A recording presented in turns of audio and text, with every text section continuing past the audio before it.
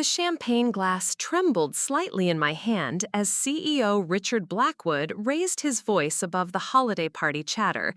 "Let's be honest, Marianne," he said, with that condescending smile I'd grown to despise.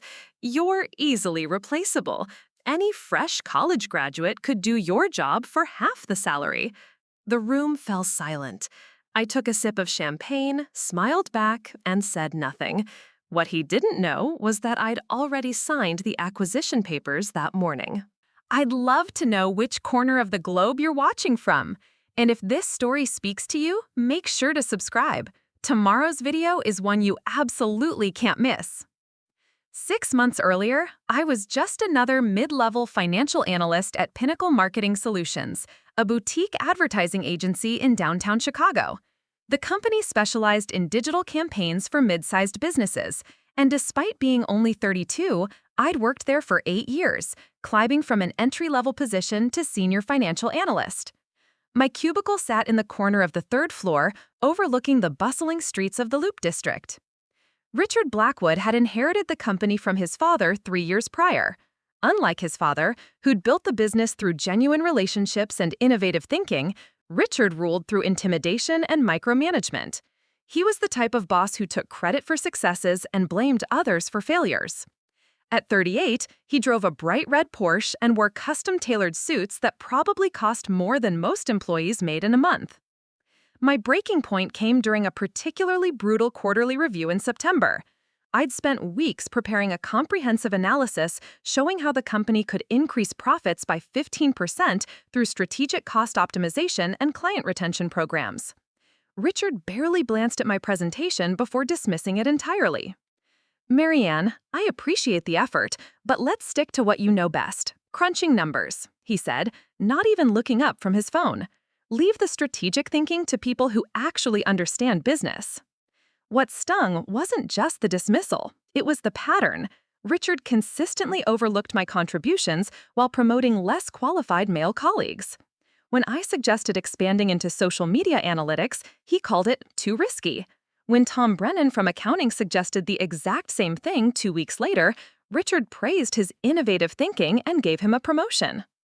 I'd watched talented female colleagues leave one by one, frustrated by the glass ceiling that seemed impenetrable under Richard's leadership.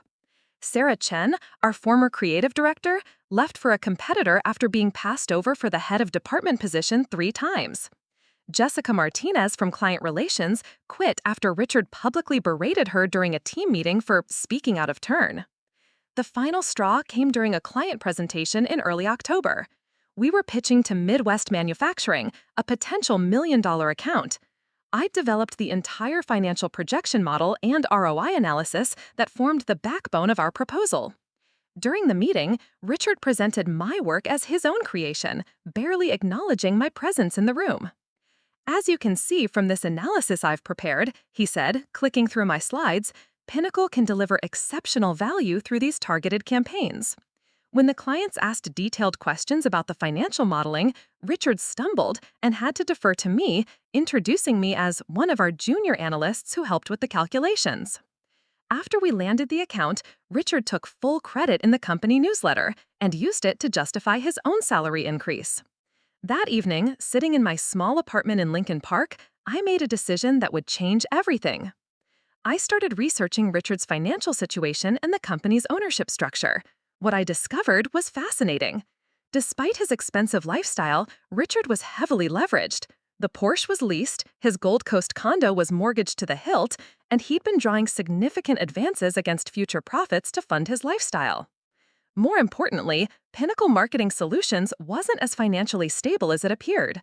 Richard's poor decision-making had led to several costly mistakes over the past 2 years. He'd invested heavily in a failed marketing automation platform that never launched, spending nearly $200,000 on development costs.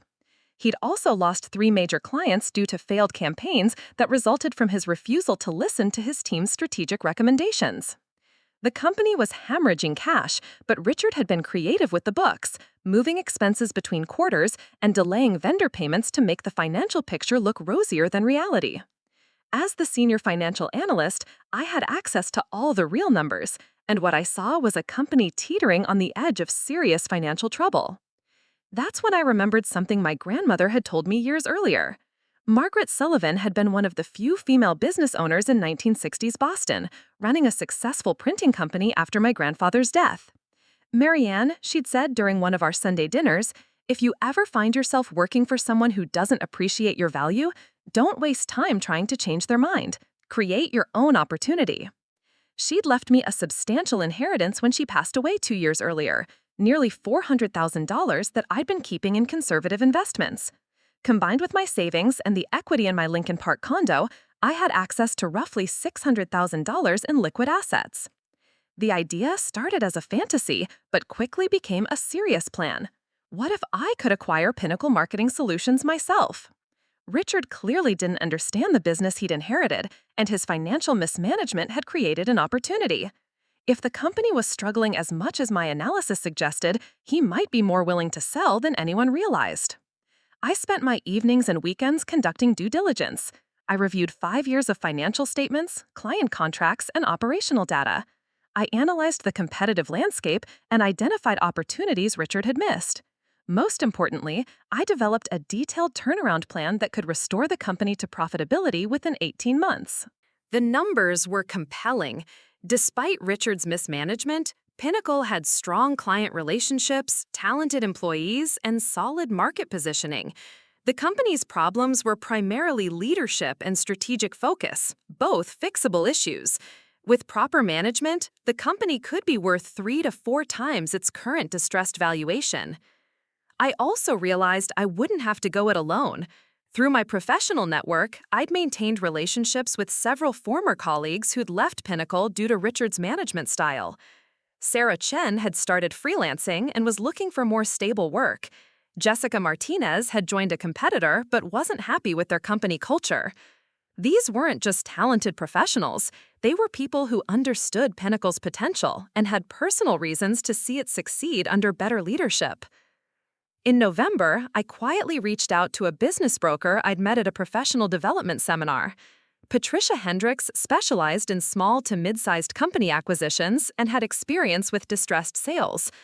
After reviewing my preliminary analysis, she agreed that Pinnacle could be an attractive acquisition target for the right buyer. The key, Patricia explained during our coffee meeting in River North, is timing and approach. If Richard feels cornered or desperate, he might make emotional decisions. But if you can present this as a mutually beneficial transition, you'll have much better leverage. She suggested starting with an informal conversation about the company's future, positioning myself as a potential investor rather than making an immediate acquisition offer. This would give me a chance to gauge Richard's receptiveness while gathering more detailed financial information. The opportunity came sooner than expected. In early December, Richard called an all-hands meeting to announce that Pinnacle had failed to secure a major contract with a national retail chain. The loss represented nearly 20% of our projected revenue for the following year, and several employees were clearly worried about job security. After the meeting, I knocked on Richard's office door. He was staring out the window, looking more stressed than I'd ever seen him. His usually perfect hair was disheveled, and his expensive shirt was wrinkled. "Richard, do you have a few minutes to discuss something confidential?" I asked. He gestured to the chair across from his desk. "What's on your mind, Marianne?" I took a deep breath. I've been thinking about the company's situation, and I might have a proposal that could benefit everyone involved. Richard leaned back in his leather chair, trying to regain his composure. A proposal? What kind of proposal? I had rehearsed this moment dozens of times, but sitting across from him, I felt my heart racing. I've been analyzing our market position and financial trends. I think there's an opportunity for a strategic partnership or investment that could stabilize operations and position us for growth. His eyebrows raised slightly. Go on. I have access to significant capital through family investments, I said carefully, sticking to Patricia's script. Rather than see talented people leave or the company struggle with cash flow, I'd be interested in discussing a partnership arrangement. Richard's expression shifted from surprise to intrigue. How much capital are we talking about? Potentially enough to cover operational shortfalls, invest in new technology, and provide a runway for expansion. But I'd need complete transparency on the finances to structure something appropriate. For the next hour, Richard opened up more than he ever had before. The bravado and condescension melted away, replaced by genuine concern about the company's future. He admitted the retail contract loss was devastating, revealed that 2 other major clients were considering switching agencies, and confessed that he'd been struggling with cash flow for months. "My father made it look so easy," he said, rubbing his temples. "He had instincts for this business that I apparently didn't inherit along with the company." I almost felt sorry for him. Almost. "Richard, would you be open to having my financial advisors review the books? Strictly confidential, of course. If there's a viable path forward, we could structure something that protects your interests while bringing in the capital and expertise needed to turn things around." He agreed immediately, which told me everything I needed to know about how desperate his situation had become. Over the following week, Patricia Hendricks and her team conducted a thorough due diligence review. What they found exceeded even my pessimistic projections. Pinnacle was burning through cash at an unsustainable rate, had maxed out its credit lines, and owed significant money to vendors who were threatening to cut off services. More damaging was the pattern of client dissatisfaction. Exit interviews Patricia conducted with former employees revealed a consistent theme.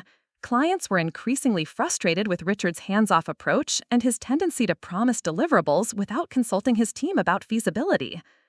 He's been coasting on his father's reputation and relationships, but those relationships are deteriorating fast. I'd estimate you have maybe 6 months before this company faces serious solvency issues. A lot of love and effort went into bringing this story to life. If you're enjoying it, we'd be so grateful if you'd subscribe to our channel. Now, back to where we left off. The timeline worked in our favor. Patricia suggested structuring the deal as a management buyout, with me gradually increasing my ownership stake over 18 months. This would give Richard a face-saving exit while providing the cash he desperately needed. Meanwhile, I began quietly reaching out to key former employees. Sarah Chen was immediately interested in returning as creative director, especially when I outlined my vision for expanding into data-driven creative strategies. Jessica Martinez was intrigued by the possibility of rebuilding client relations under new leadership. Most surprisingly, I discovered that even current employees were aware of the company's problems. During casual conversations by the coffee machine and in the break room, I learned that several people had been updating their resumes and networking actively. The morale was worse than I'd realized. Marcus Thompson, our lead developer, pulled me aside after a particularly frustrating client meeting where Richard had promised a complete website overhaul in 2 weeks without consulting the technical team. "Marianne, I don't know if you've noticed, but this place is falling apart," he said quietly. "Richard just committed us to something impossible, and when we miss the deadline, guess who's going to get blamed?" These conversations gave me valuable intelligence about internal dynamics and helped me identify which employees would be assets versus liabilities in a transition scenario. I also learned about operational inefficiencies that weren't obvious from the financial statements alone. The breakthrough came in mid-December, when Richard received notice that Pinnacle's largest client, Heartland Foods, was terminating their contract effective January 1st. The account represented nearly 30% of annual revenue, and its loss would create an immediate cash flow crisis. Richard called me into his office the day he received the termination notice. His hands were shaking as he poured himself a whiskey from the bar cart he kept behind his desk. "They're done with us, Marianne. Heartland's CMO said they've lost confidence in our strategic direction." He took a large gulp of whiskey. "That partnership you mentioned, how quickly could something like that move forward?" I maintained my composed exterior while internally celebrating. "It depends on the structure and terms, but if there's urgency, we could potentially have preliminary agreements within a week or 2.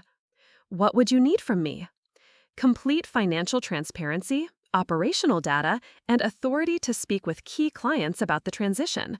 My investors will want assurance that existing relationships can be maintained under new management." Richard nodded eagerly. "Whatever you need." That evening, I called Patricia with the update. "He's ready to deal," I told her. "The Heartland loss pushed him over the edge." "Perfect timing," she replied. "I've been working on the deal structure. Given his desperation, we can probably negotiate very favorable terms. How do you want to handle the actual acquisition? We decided on a two-phase approach. First, I would acquire a majority stake immediately, providing Richard with enough cash to cover his immediate obligations and personal debts. The second phase would involve him selling his remaining shares over the following year, with the price tied to performance metrics I would control as majority owner. The beauty of this structure was that Richard would get immediate financial relief while I gained operational control right away. If he performed well during the transition year, he'd earn a premium on his remaining shares. If not, I could buy him out at a discount. Patricia's team worked around the clock to prepare the acquisition documents. Meanwhile, I spent my evenings developing a detailed turnaround plan. The strategy focused on three key areas: rebuilding client relationships through improved service delivery, implementing modern project management systems, and expanding our service offerings into higher-margin digital analytics. I also developed a staffing plan that would bring back talented former employees while addressing the performance issues among current staff. Some people would need to be replaced, but I wanted to retain institutional knowledge where possible. The financial projections were compelling. With proper management and strategic focus, Pinnacle could return to profitability within 6 months and achieve significant growth within 2 years. The key was moving quickly to retain existing clients while demonstrating improved capabilities. On December 20th, exactly 2 weeks after Richard's desperate plea for partnership, I walked into his office with a formal acquisition proposal. Patricia accompanied me, along with an attorney from her firm. Richard's face went pale as I slid the documents across his desk. "This is a full acquisition offer," I said calmly. "The terms are generous given the company's current situation." He flipped through the pages, his expression shifting from confusion to realization to something approaching panic. "Marianne, I thought we were discussing a partnership." "We were. This is the partnership structure that makes the most financial sense for all parties involved."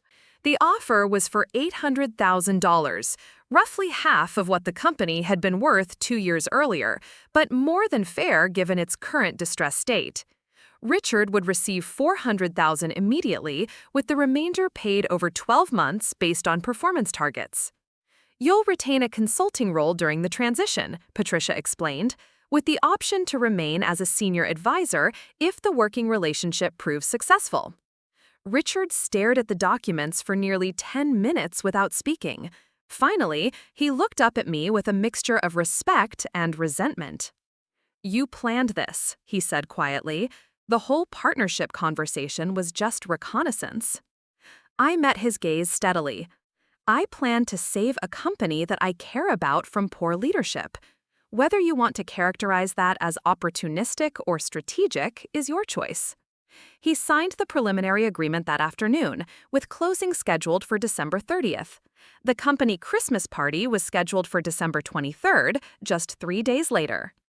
As I walked back to my cubicle that evening, I realized that in less than 2 weeks, I would own the company where I'd been dismissed and undervalued for years. The irony was delicious, but the real satisfaction would come from proving what Pinnacle could achieve under proper leadership. The 3 days between signing the preliminary agreement and the Christmas party passed in a blur of legal documents, financial transfers, and strategic planning.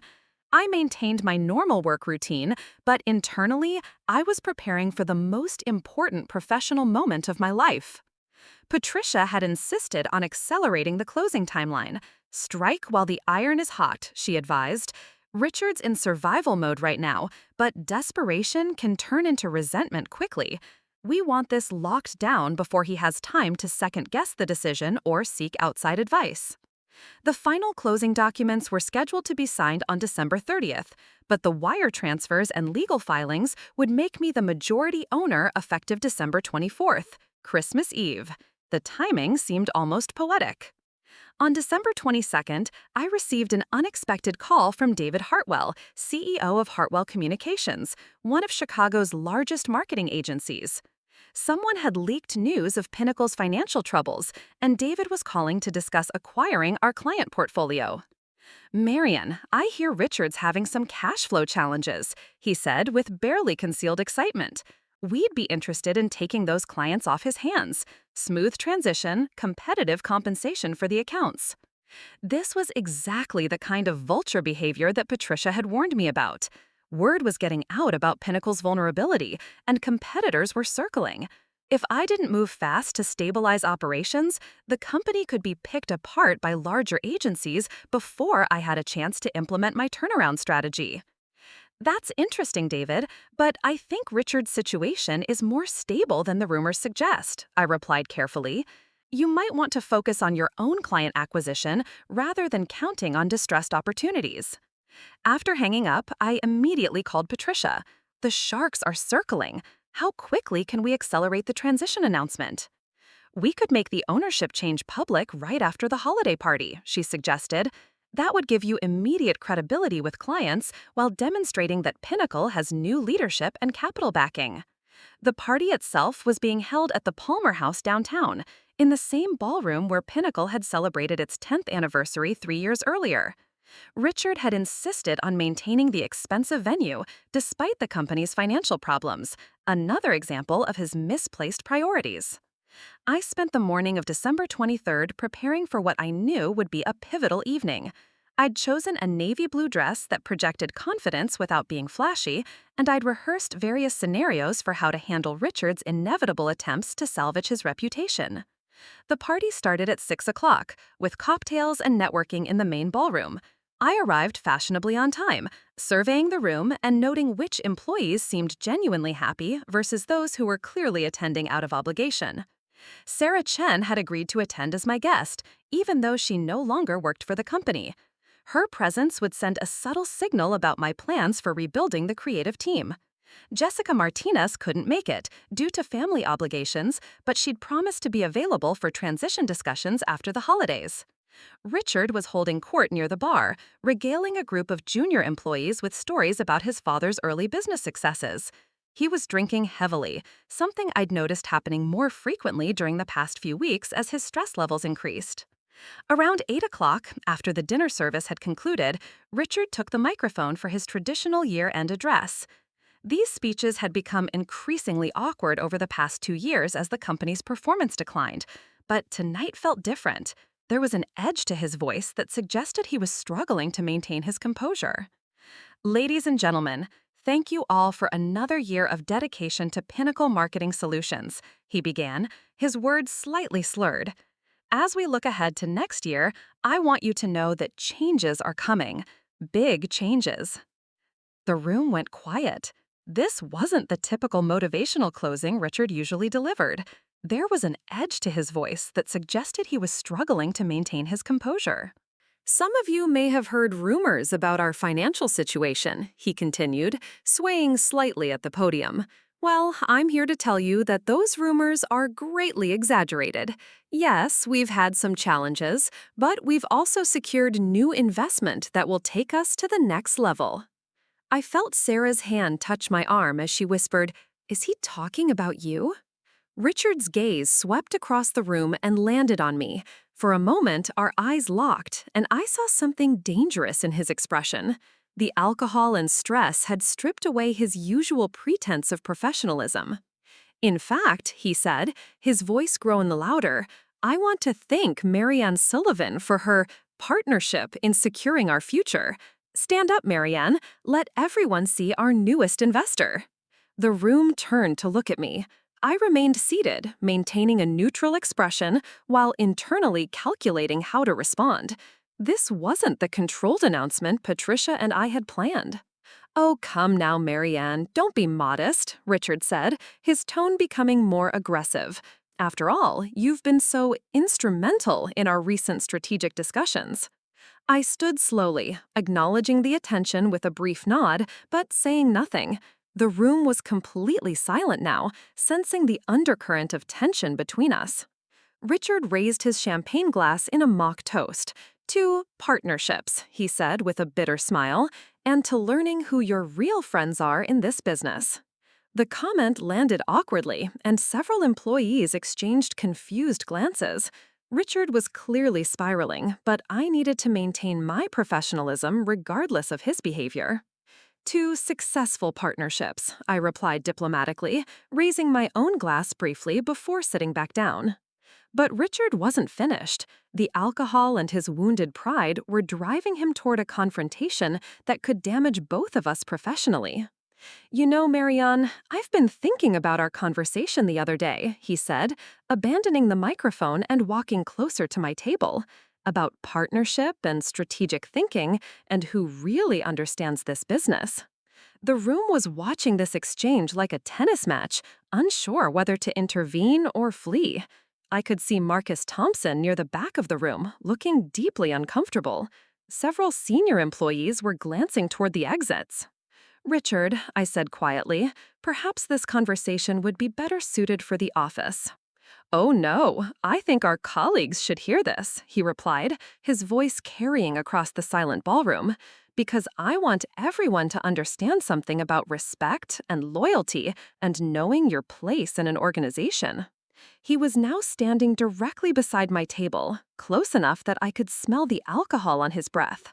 Sarah shifted uncomfortably in her seat, and I could see Patricia near the bar, watching intently and probably calculating whether to intervene.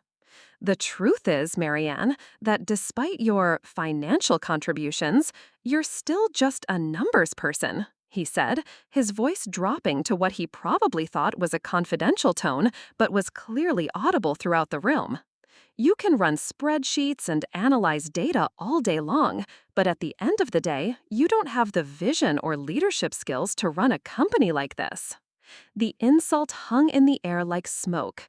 I felt every pair of eyes in the room focused on our table, waiting to see how I would respond. This was the moment Richard was giving me, the perfect opportunity to reveal exactly how wrong he was about everything. I took a slow sip of champagne, set the glass down carefully, and smiled. Not the polite, professional smile I'd been wearing all evening, but something genuine and confident. Richard, I said, my voice calm and clear enough to carry to every corner of the ballroom. That's an interesting perspective from someone who's about to be working for me. The silence that followed was absolute. Richard's face went through several expressions: confusion, disbelief, and finally, dawning realization. "What did you just say?" he whispered. I stood up, no longer interested in maintaining the pretense of discretion. The room full of my soon-to-be employees deserved to hear the truth about their company's future. "Ladies and gentlemen," I announced, addressing the room rather than Richard, "I want you to know that effective December 24th, I will be the majority owner of Pinnacle Marketing Solutions." The reaction was immediate and varied. Some employees looked shocked, others seemed relieved, and a few actually began smiling. Near the back of the room, I saw Marcus Thompson give a subtle thumbs up. Richard's face had turned an alarming shade of red. "You can't just... This isn't how we agreed to handle the announcement." "You're absolutely right," I replied, "but when you decided to publicly question my capabilities and suggest I don't know my place, you opened this particular door yourself." I turned back to address the room. "I know many of you have been concerned about the company's direction and stability. I want you to know that we have solid plans for growth, improved client service, and investment in both technology and talent. There will be changes, but they'll be positive changes, focused on building the kind of agency we all know Pinnacle can become." The applause started slowly, with just a few people clapping, but it built steadily until most of the room was participating. Richard stood frozen beside my table, still processing what had just happened. Sarah leaned over and whispered, "Well, that escalated quickly." I couldn't help but laugh. The best part is, he did it to himself. The aftermath of my announcement rippled through the ballroom like an earthquake. Richard stumbled backward, gripping the edge of a nearby table for support as the reality of his situation fully sank in. The confident facade he'd maintained for months crumbled completely, replaced by the raw panic of someone who'd just realized they'd publicly humiliated their new boss. "Marianne, we need to talk privately," he stammered, his voice barely audible over the continued murmur of conversations erupting throughout the room. "I think we've said enough for tonight, Richard," I replied calmly. We can discuss transition details in the office tomorrow. Patricia appeared at my elbow, having navigated through the crowd of curious employees and their plus ones. Perhaps we should wrap up the evening, she suggested diplomatically. Give everyone time to process this news. But the party was far from over. Instead of the awkward exodus I'd expected, employees began approaching our table with questions, congratulations, and barely contained excitement about the company's future. Marcus Thompson was among the first, practically bouncing on his heels as he waited for his turn to speak. "Marianne, this is incredible news," he said when he finally reached me. "Does this mean we'll finally be able to upgrade our project management systems? Because I have about 15 ideas for improving our workflow efficiency." His enthusiasm was infectious, and I found myself genuinely excited about the operational improvements we could implement. "Marcus, I'd love to hear all of those ideas. Let's schedule time next week to go through them in detail." Linda Foster from the accounting department approached more cautiously. At 58, she'd been with the company since its founding and had witnessed its transformation under Richard's leadership. "Miss Sullivan, I have to ask, what does this mean for those of us who've been here a long time? Are there going to be major layoffs?" It was a fair question, and one I'd anticipated. "Linda, my goal is to retain as much institutional knowledge as possible while improving our operational efficiency. Good performers who are committed to the company's success have nothing to worry about." The relief on her face was immediate and genuine. "Thank you. I've been losing sleep over this for months, wondering if I'd need to start over somewhere else at my age." As more employees approached with similar concerns, I realized that Richard's mismanagement had created deeper anxiety than I'd fully understood. People weren't just worried about their immediate jobs, they were questioning their long-term career prospects and financial security. Across the room, I could see Richard nursing a whiskey at the bar, occasionally glancing in my direction with a mixture of resentment and calculation. He was clearly trying to salvage his reputation and possibly his role in the company, but his public outburst had severely limited his options. Around 10 o'clock, as the crowd began to thin, Richard finally approached me again. He'd sobered up considerably and seemed to have regained some composure, though his hands were still shaking slightly. "Marianne, I owe you an apology for my behavior tonight," he said, his voice carefully controlled. "The stress of recent events affected my judgment, and I spoke inappropriately." It was a calculated apology, designed to minimize his culpability while positioning himself as someone who'd simply made a mistake under pressure. I appreciated the gesture, but it didn't change the fundamental dynamics of our new relationship. "Apology accepted, Richard. We all say things we regret when we're under stress." "I hope this doesn't affect our working relationship going forward," he continued. "Despite tonight's misunderstanding, I think there's still value in remaining involved with the company's strategic direction." The audacity was remarkable. Even after publicly questioning my capabilities and attempting to humiliate me in front of our colleagues, he was still trying to negotiate a leadership role in the company I'd just purchased from him. "Richard, let's focus on completing the transition process first. We can discuss your future involvement once the legal and financial transfers are finalized." His face tightened, but he nodded. "Of course, I'll be in the office tomorrow if you need anything." After he walked away, Sarah Chen shook her head in amazement. That man has absolutely no self-awareness. After what just happened, he's still trying to position himself as your partner? "Some people never learn," Patricia observed, "but it makes your decision-making easier. You can't have someone in a leadership role who publicly undermines you and then expects to maintain their authority." The drive home through downtown Chicago gave me time to process the evening's events. The confrontation had been more public and dramatic than I'd planned, but the outcome was better than I'd hoped. Instead of damaging my credibility, Richard's behavior had actually strengthened my position with the employees while clearly demonstrating why new leadership was necessary. My phone buzzed with a text from Jessica Martinez. "Just heard about tonight from Sarah. Congratulations! You're going to be amazing at this. Can't wait to discuss coming back to help with client relations." Messages continued arriving throughout the night from former colleagues, industry contacts, and even a few current employees who'd gotten my personal number. The response was overwhelmingly positive, which confirmed my assessment that Richard's leadership had been more problematic than many people had felt comfortable expressing directly. The next morning, Christmas Eve, I arrived at the office early to find Patricia already there with the final closing documents. The building was mostly empty, with only a skeleton crew handling urgent client needs during the holiday week. "How are you feeling about everything?" Patricia asked as we reviewed the last batch of legal paperwork. "Excited, nervous, and ready to prove that last night wasn't just about personal satisfaction," I replied honestly. "The real work starts now." Speaking of which, Richard called me this morning requesting a meeting about his transition role. I told him to direct all communications through you from now on, but he seemed agitated. That was concerning, but not unexpected. Richard's pride had taken a severe blow, and he was likely oscillating between anger and desperation as the reality of his situation settled in. At 10 o'clock, Richard arrived at the office looking haggard and defensive. He knocked on what had been his office door, and would soon be mine, with the tentative hesitation of someone who was no longer sure of their welcome. "Come in, Richard," I said, gesturing to the chair across from the desk. The irony of the reversed positions wasn't lost on either of us. "Marianne, I've been thinking about our conversation last night, and I want to propose a modified transition arrangement," he began, pulling out a handwritten list of talking points.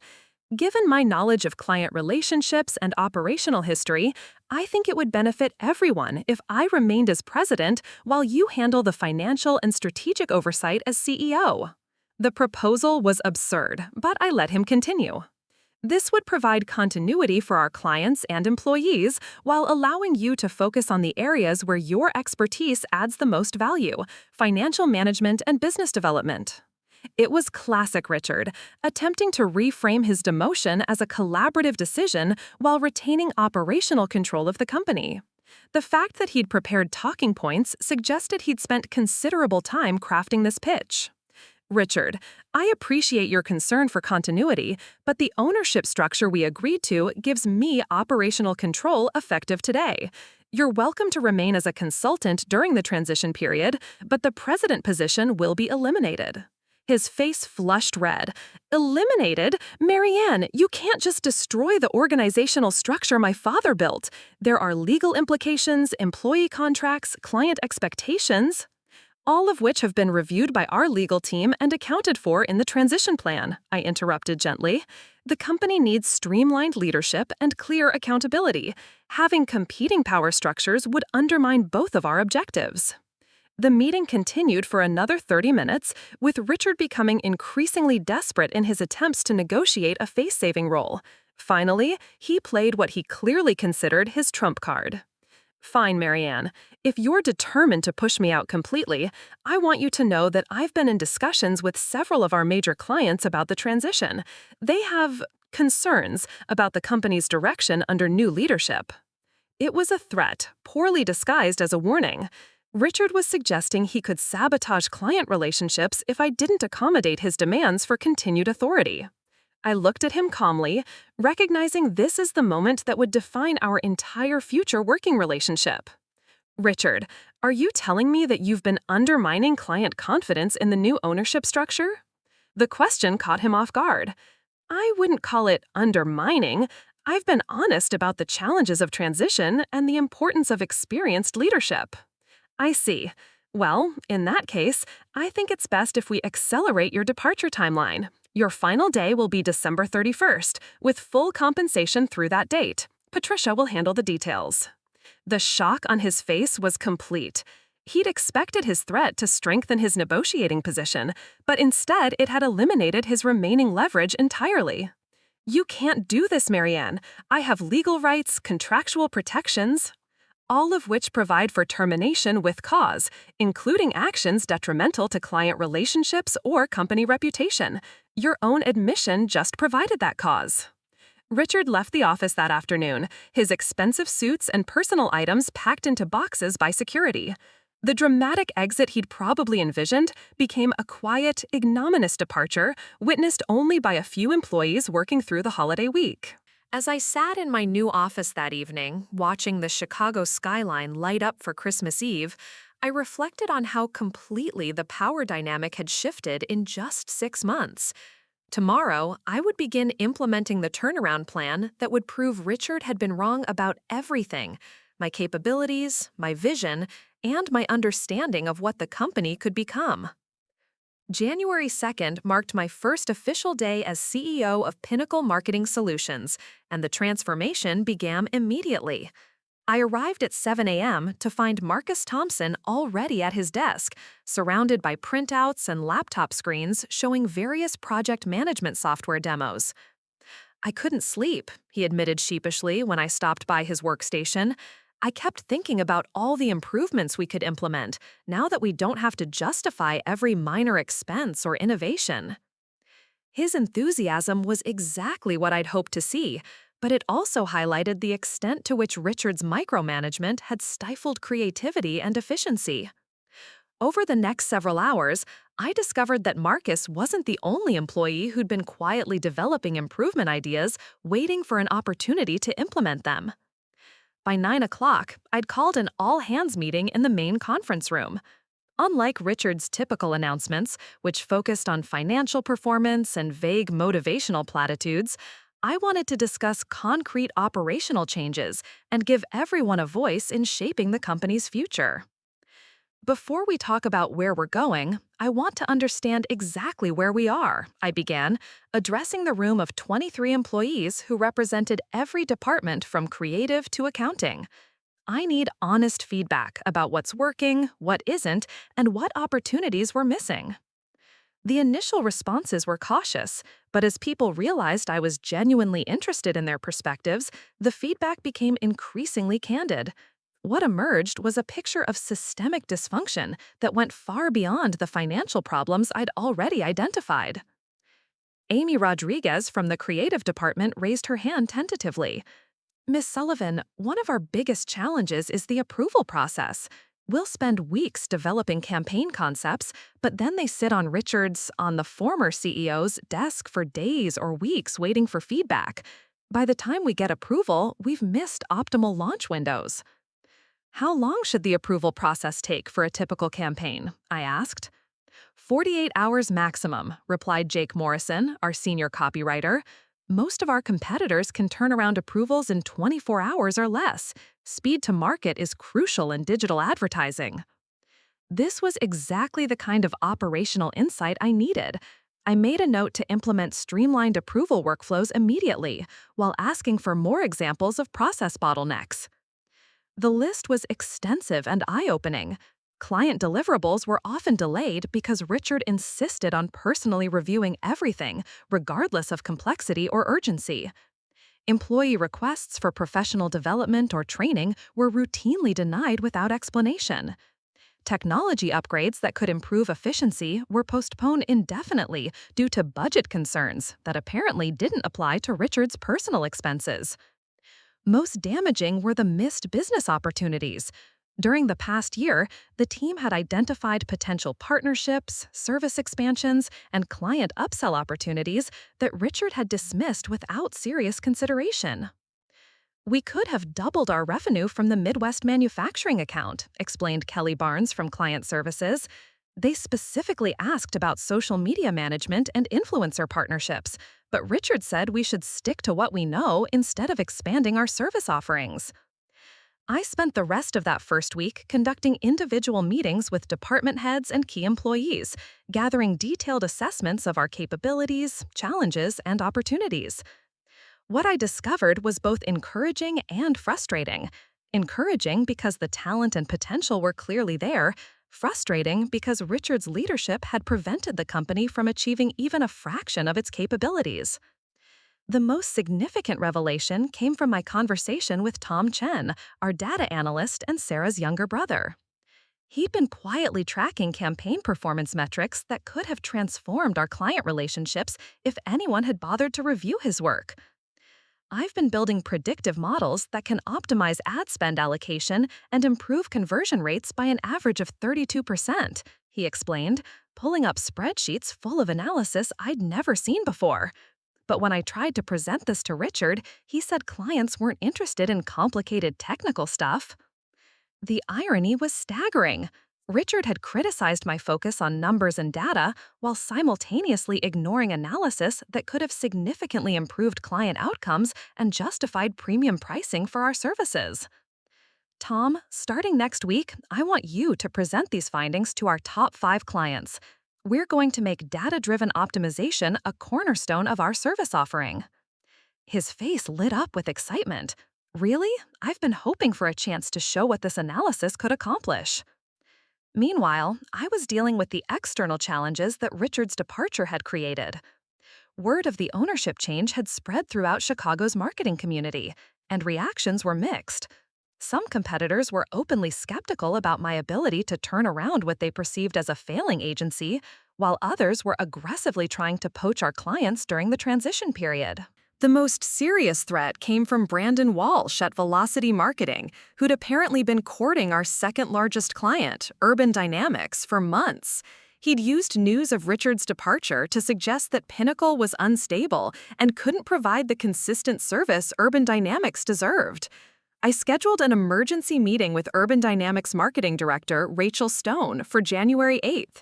Rachel had been one of our more demanding clients, but also one of our most profitable relationships. Losing her account would create a significant financial setback during my first quarter as CEO. "Marianne, I'll be direct," Rachel said as we sat in her downtown office overlooking Lake Michigan. "Brandon's been very persuasive about Velocity's capabilities, and frankly, some of the delays and communication issues we've experienced with Pinnacle have been concerning. What can you tell me that would convince us to stay?" This was the moment I'd been preparing for since acquiring the company.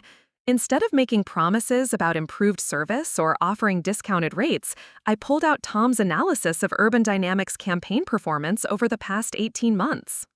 "Rachel, I want to show you something that represents exactly why you should not just stay with Pinnacle, but increase your investment in our partnership." Over the next hour, I walked her through Tom's predictive models, showing how data-driven optimization could improve her conversion rates, reduce customer acquisition costs, and provide measurable ROI improvements that our competitors simply couldn't match. "This is the level of strategic analysis you've been getting all along?" she asked, clearly impressed by the sophistication of Tom's work. "This is the level of analysis Tom has been developing, but frankly, it wasn't being effectively communicated to our clients under previous management. That changes now." By the end of the meeting, Rachel had not only committed to renewing Urban Dynamics' contract, but had also agreed to expand their engagement to include the social media management services that Kelly Barnes had identified as an opportunity. Similar conversations with other key clients yielded comparable results. When I could demonstrate concrete value through improved analytics, streamlined processes, and expanded service offerings, clients responded positively to the ownership transition. The key was showing them tangible improvements rather than just promising better service. The real test came with Heartland Foods, the client we'd lost in December. Their CMO, Michael Torres, had cited lack of strategic direction as the primary reason for terminating our relationship. I reached out to Michael directly, requesting a meeting to discuss potential re-engagement under new leadership. "Marianne, I have to be honest, our experience with Pinnacle was disappointing," Michael said when we met at his office in suburban Naperville. "Richard seemed more interested in maintaining the status quo than developing innovative approaches to our marketing challenges."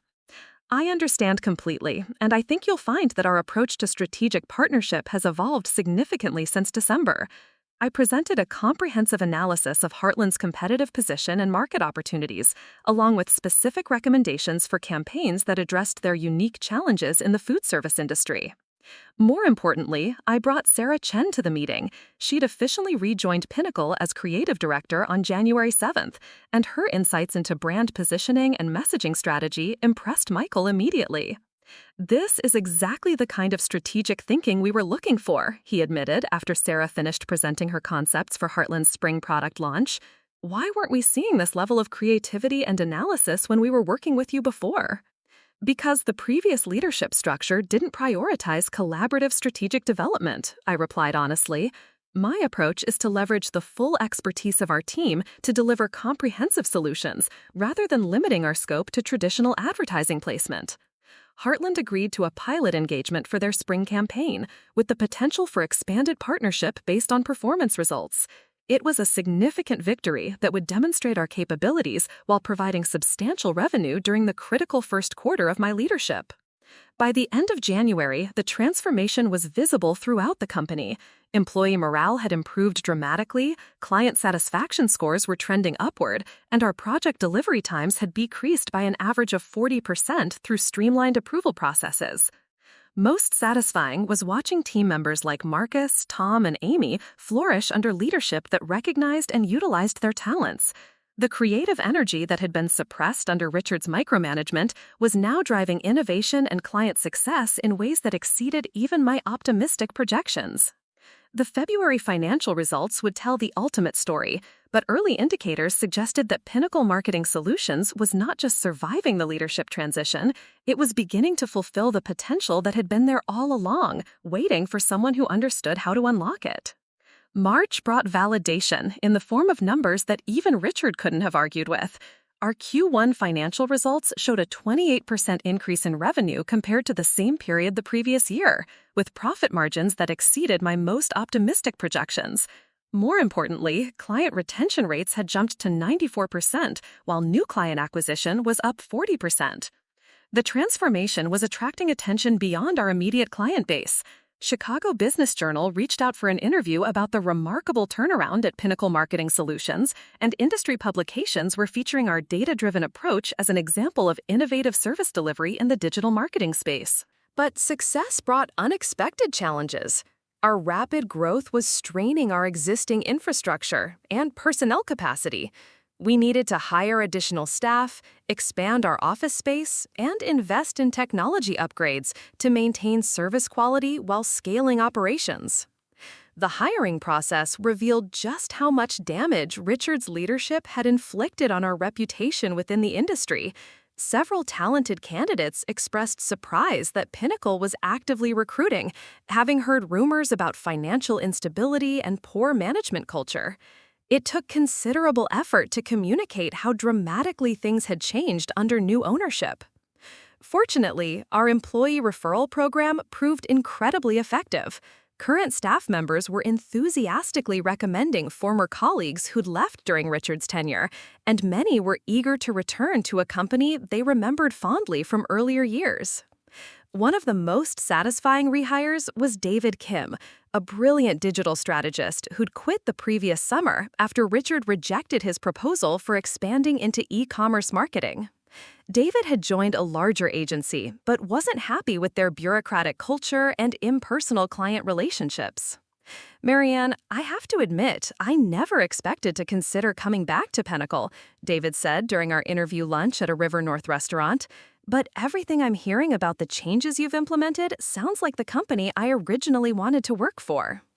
Within 2 weeks of David's return, he developed a comprehensive e-commerce strategy that landed us 3 new clients in the retail sector, including a rapidly growing online fashion brand that became one of our most profitable accounts. The office expansion presented its own interesting dynamics. We'd outgrown our current space, but I wanted to stay in the same building if possible to maintain continuity for employees and clients. The building's management company offered us additional floors, but the negotiation process revealed an unexpected complication. Richard had apparently been in discussions with building management about subletting portions of Pinnacle's existing space to cover rent shortfalls during the company's financial difficulties. These preliminary agreements had created confusion about our actual space requirements and lease obligations. Patricia Hendricks helped navigate the legal complexities while I focused on designing an office environment that would support our evolving culture and operational needs. Gone were the rigid, hierarchical layouts that Richard had preferred, replaced by collaborative spaces, flexible meeting areas, and dedicated zones for different types of creative work. The new office design reflected our commitment to transparency and teamwork. My executive office featured glass walls and an open door policy that encouraged spontaneous collaboration. Department boundaries were minimized to facilitate cross-functional project teams that could respond quickly to client needs.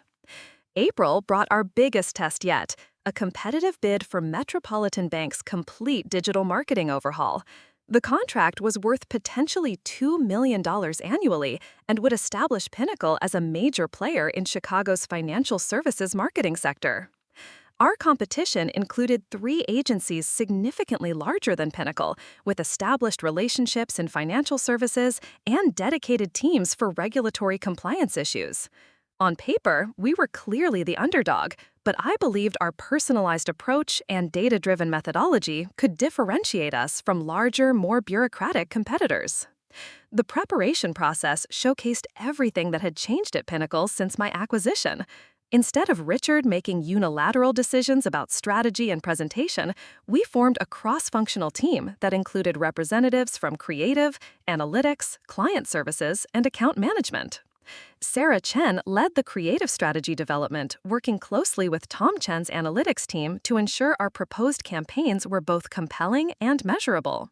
Jessica Martinez, who'd officially returned as Director of Client Relations in March, contributed insights about relationship management and long-term partnership development. Most importantly, we involved Metropolitan Bank's team in the development process rather than simply presenting a finished proposal. Through a series of collaborative workshops, we gained deeper insights into their specific challenges, competitive pressures, and internal dynamics that larger agencies might have overlooked. The final presentation took place on April 15th in Metropolitan Bank's downtown headquarters. Our team of 5 was competing against agencies that had brought twice as many people, but our cohesive, integrated approach was immediately apparent to the bank's selection committee. What impressed us most, explained Jennifer Walsh, Metropolitan's chief marketing officer, was how seamlessly your team worked together and how clearly you understood not just our marketing objectives, but our business challenges and regulatory environment. We won the contract, beating out agencies with 10 times our revenue and decades of financial services experience. The victory validated everything I'd believed about Pinnacle when I'd first decided to acquire the company. But success created a new set of challenges. The Metropolitan Bank engagement required us to hire specialized staff with financial services expertise and obtain additional insurance coverage for regulatory compliance. We also needed to invest in secure data management systems to handle sensitive financial information. More critically, rapid growth was testing our ability to maintain the company culture that had driven our success. New employees didn't automatically understand the collaborative, transparent approach we developed, and some of the practices that worked well with 25 people became unwieldy with 40 employees. I found myself spending increasing amounts of time on management and administrative tasks rather than strategic development and client relationships. The irony wasn't lost on me. I was experiencing some of the same challenges that had overwhelmed Richard, though hopefully with better judgment and team development. The solution came from an unexpected source. During a casual conversation with Patricia Hendricks about business growth challenges, she mentioned that one of her other clients was dealing with similar scaling issues and had hired an experienced operations manager to handle internal processes while the founder focused on strategic direction. The key is finding someone who complements your strengths rather than duplicating them, Patricia explained. You're excellent at strategic thinking and client relationships, but you don't need to be personally involved in every operational decision. This led to the hiring of Elena Rodriguez, a seasoned operations manager who'd previously helped scale 2 other Chicago marketing agencies through rapid growth phases. Elena's expertise in project management, quality control, and team development allowed me to focus on the strategic leadership that had driven our success. By May, Elena had implemented systems that improved project tracking, standardized client communication processes, and created clear escalation procedures for complex issues. More importantly, she developed training programs that helped new employees understand our company culture and collaborative approach. The impact was immediate and measurable. Client satisfaction scores continued improving, project delivery times remained consistent despite increased volume, and employee stress levels decreased as workflows became more predictable and manageable. Perhaps most satisfying was the industry recognition we began receiving. Marketing Week magazine featured Pinnacle as one of Chicago's agencies to watch, highlighting our innovative use of data analytics and collaborative client relationships. The article specifically mentioned our remarkable transformation under new leadership and our success in combining boutique personalization with enterprise-level capabilities. The recognition led to speaking opportunities at industry conferences, where I found myself presenting case studies about data-driven marketing strategies and collaborative client partnerships. These speaking engagements generated additional business development opportunities while establishing Pinnacle's reputation as an innovative leader in the Chicago market. But the most meaningful validation came from our employees. During our May all-hands meeting, Marcus Thompson stood up during the open discussion period and said something that captured exactly what we'd accomplished together. 6 months ago, most of us were updating our resumes and planning exit strategies, he said, addressing the room full of colleagues. Today, we're turning down recruiting calls because we're too excited about what we're building here to consider leaving. That transformation didn't happen by accident. It happened because we finally have leadership that recognizes and utilizes our capabilities. The spontaneous applause that followed felt like the ultimate vindication of everything I'd risked to acquire Pinnacle Marketing Solutions. We weren't just a successful agency anymore, we were a team of professionals who were proud of our work and excited about our future. 1 year after that fateful Christmas party, I stood in the same Palmer House ballroom, but everything had changed.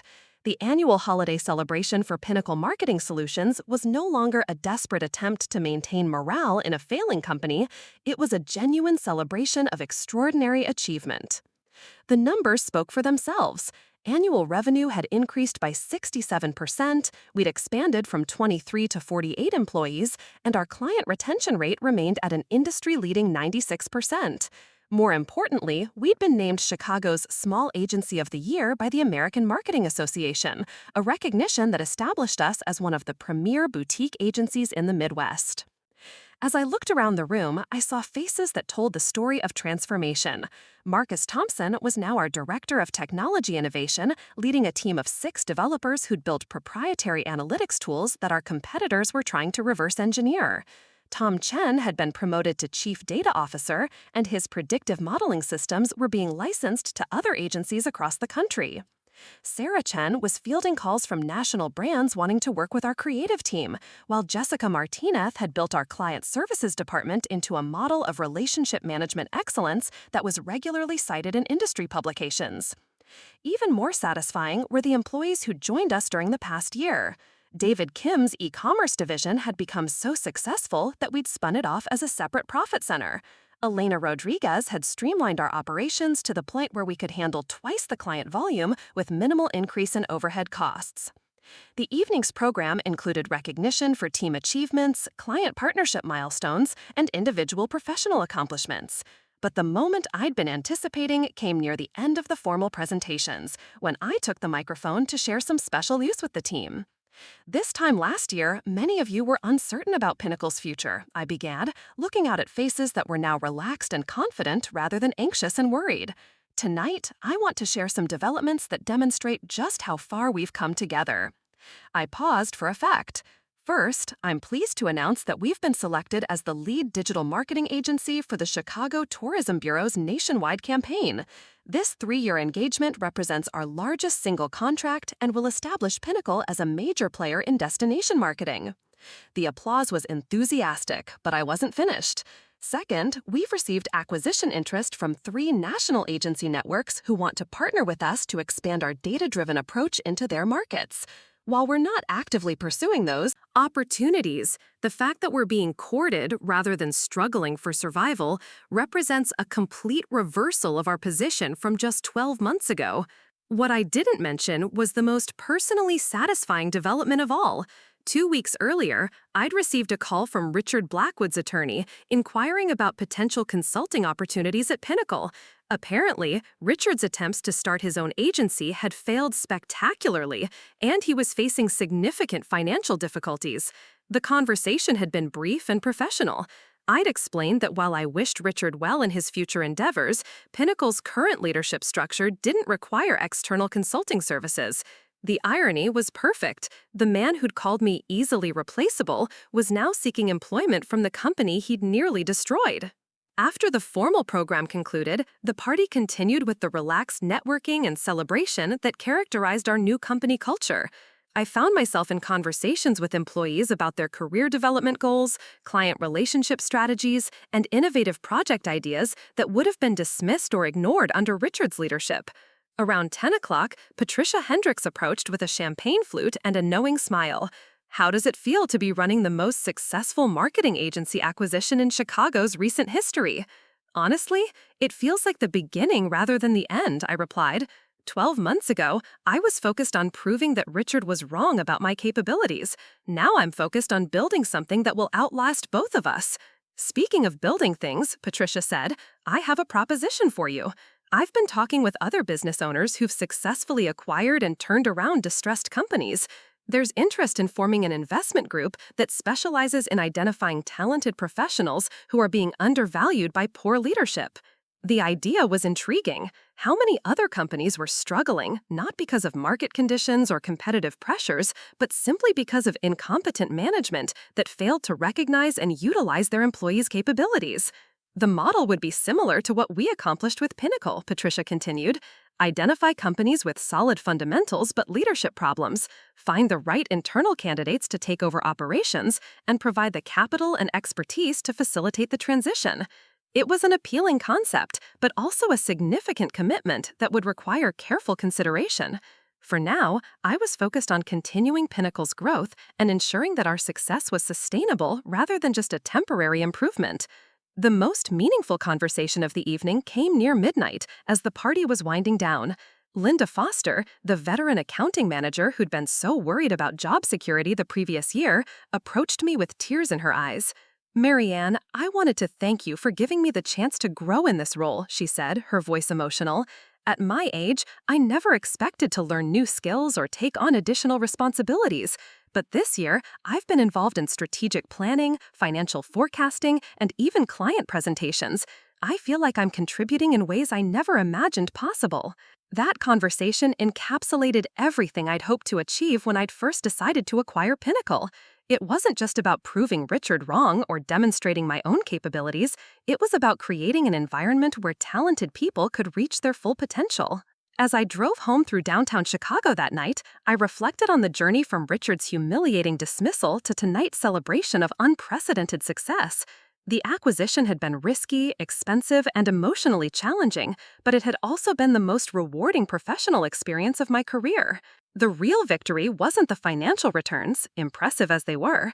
It wasn't the industry recognition or the competitive advantages we developed. The real victory was the transformation of a group of demoralized, undervalued professionals into a confident, innovative team that was excited about coming to work every day. My phone buzzed with a text from Sarah Chen.